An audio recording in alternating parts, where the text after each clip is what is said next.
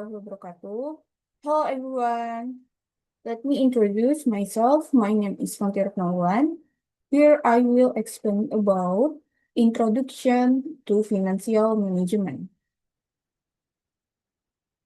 Pertama, kita bahas mengenai pengertian dari manajemen keuangan ini sendiri, yaitu secara sederhana, manajemen keuangan adalah proses perencanaan, pengorganisasian, pengendalian, dan pengambilan keputusan keuangan untuk mencapai tujuan organisasi. Tujuan utama manajemen keuangan ini adalah memaksimalkan nilai perusahaan, bukan sekedar mencari laba jangka pendek. Dan di sini ada 3 kunci penting dalam manajemen keuangan, yaitu keputusan jangka panjang, yaitu menentukan struktur modal, investasi, dan ekspansi internasional. Terus yang kedua itu keputusan jangka pendek, seperti mengelola kas, utang, dan persediaan. Lalu yang ketiga itu ada pengambilan keputusan berbasis data dan resiko, yaitu artinya setiap keputusan keuangan selalu terkait resiko, baik risiko bisnis, risiko pasar, maupun risiko nilai tukar. Dalam konteks internasional, manajemen keuangan juga memperhatikan perbedaan pasar keuangan antar negara, nilai tukar, dan global capital mobility. Di sini ada tujuan utama dari manajemen keuangan itu sendiri, yaitu tujuan klasik, memaksimalkan kekayaan pemegang saham. Namun, dalam praktik modern dan global, tujuannya itu meluas. Seperti yang pertama ini memaksimisasi nilai perusahaan. Nilai perusahaan dipengaruhi oleh kinerja operasional, risiko yang diambil, prospek masa depan, dan kondisi ekonomi global. Lalu yang kedua, memastikan kesehatan arus kas, yaitu tanpa arus kas yang stabil, perusahaan tidak akan bisa bertahan, terutama perusahaan multinasional yang beroperasi di banyak negara. Lalu yang ketiga ini ada pengelolaan risiko, termasuk risiko kredit, risiko operasional, risiko pasar, dan khususnya risiko fluktuasi nilai tukar. Terus yang terakhir ini kepatuhan regulasi internasional.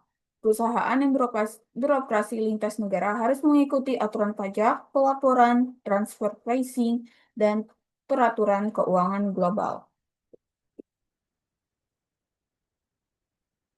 Di sini ada fungsi dan ruang lingkup manajemen keuangan. Manajemen keuangan memiliki 3 keputusan utama. Itu yang pertama, keputusan investasi. Contohnya yaitu membuka pabrik di luar negeri, akuisisi perusahaan asing, investasi proyek jangka panjang. Prosesnya itu meliputi analisis NPV, IRP, payback period, dan risiko internasional. Dan yang kedua itu keputusan pendanaan atau financing decisions, menentukan dari mana memperoleh dana, seperti pinjaman bank, penerbitan saham, obligasi internasional, dan pendanaan melalui venture capital internasional. Dalam konteks internasional, perusahaan harus mempertimbangkan seperti perbedaan suku bunga antar negara, inflasi, dan kondisi pasar keuangan global.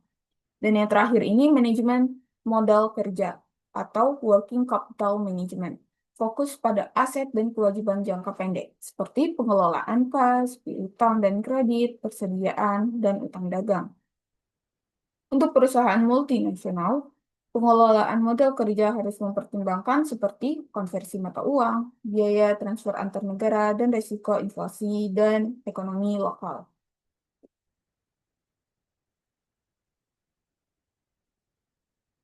Lingkungan keuangan global. Manajemen keuangan internasional tidak lepas dari lingkungan global. Ada 4, yaitu yang pertama pasar keuangan internasional, pasar uang internasional, pasar modal internasional, foreign exchange market. Terus yang kedua itu nilai tukar atau exchange rate. Fluktuasi nilai tukar dapat dipengaruhi oleh harga barang ekspor dan impor, laba perusahaan global, keputusan investasi. Terus yang ketiga, perbedaan regulasi keuangan antar negara. Setiap negara memiliki peraturan pajak, bunga, dan pelaporan keuangan berbeda. Perusahaan harus memastikan compliance terhadap semua aturan tersebut. Dan yang keempat ini, integrasi ekonomi regional. Contohnya ASEAN, Uni Eropa, dan NAFTA. Integrasi ini mempengaruhi akses pasar, tarif pajak, pergerakan modal, dan stabilitas ekonomi. Lalu di sini ada tantangan manajemen keuangan di era global. Global yang pertama itu ada globalisasi pasar modal. Modal dapat bergerak cepat dari satu negara ke negara lain sehingga resiko menjadi lebih kompleks. Terus yang kedua fluktuasi nilai tukar. Perusahaan harus melakukan hedging terhadap resiko mata uang. Terus yang ketiga ini persaingan global. Perusahaan harus lebih efisien dalam biaya dan investasi. Terus yang keempat, kondisi politik dan regulasi.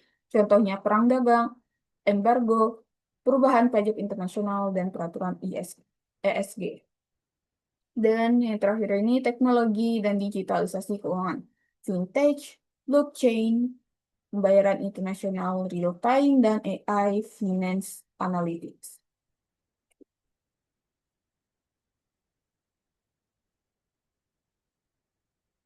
Lalu di sini ada konsep nilai waktu dari uang atau time value of money. Manajemen keuangan selalu berlandaskan konsep bahwa nilai uang hari ini lebih berharga dibandingkan nilai uang yang diterima di masa depan. Alasannya yaitu uang bisa diinvestasikan, terus menghasilkan bunga. Dan yang kedua ini resiko ketidakpastian masa depan. Ketiga, inflasi mengurangi daya beli. Konsep pentingnya yaitu present value atau PV, nilai sekarang dari uang di masa depan, terus future value atau FV, nilai masa depan dari uang saat ini, dan discount rate. Tingkat diskonto yang mencerminkan resiko dan biaya modal.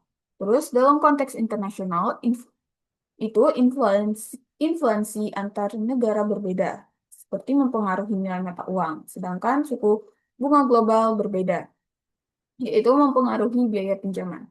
Contohnya, investor asing membandingkan keuntungan obligasi Indonesia versus Amerika Serikat dengan mempertimbangkan nilai tukar, inflasi, dan risiko negara. Lalu di sini ada konsep risiko dan return. Semua keputusan keuangan mengandung risiko, terutama dalam skala internasional. Jenis risikonya itu ada enam, yaitu risiko pasar, risiko bisnis, risiko keuangan, risiko nilai tukar, risiko politik, dan risiko likuiditas.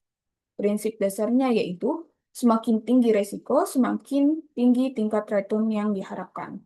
Dalam manajemen keuangan internasional, perusahaan harus menilai apakah investasi di negara tertentu menawarkan return yang sepadan dengan risikonya. Terus perubahan nilai tukar dapat mengubah profit secara signifikan maupun operasional perusahaan stabil. Contohnya, perusahaan ekspor memperoleh pembayaran USD jika USD melemah terhadap Indonesian rupiah, laba ikut turun. Yang selanjutnya ini struktur modal atau capital structure. Struktur modal adalah kombinasi utang dan ekuitas yang digunakan perusahaan. Keputusan struktur modal dipengaruhi faktor yang pertama, tingkat suku bunga global, stabilitas pendapatan perusahaan, ketersediaan kredit internasional, perbedaan pajak antar negara, dan performa pasar modal internasional. Dalam konteks internasional, perusahaan bisa menerbitkan Eurobond, mencari pinjaman dari bank internasional, dan listing di beberapa bursa. Tujuannya untuk meminimalkan biaya modal dan memaksimalkan nilai perusahaan. Di sini ada contoh kasus singkatnya, yaitu misalnya perusahaan Indonesia ingin membuka pabrik di Vietnam. Manajer keuangan harus mempertimbangkan apakah Vietnam memiliki biaya tenaga kerja lebih murah, terus bagaimana resiko nilai tukar BND dan Indonesia rupiah, lalu bagaimana peraturan pajak perusahaan asing di Vietnam, dan bagaimana pembiayaan proyek pinjam di Indonesia atau Vietnam. Keputusan seperti ini adalah inti dari manajemen keuangan internasional.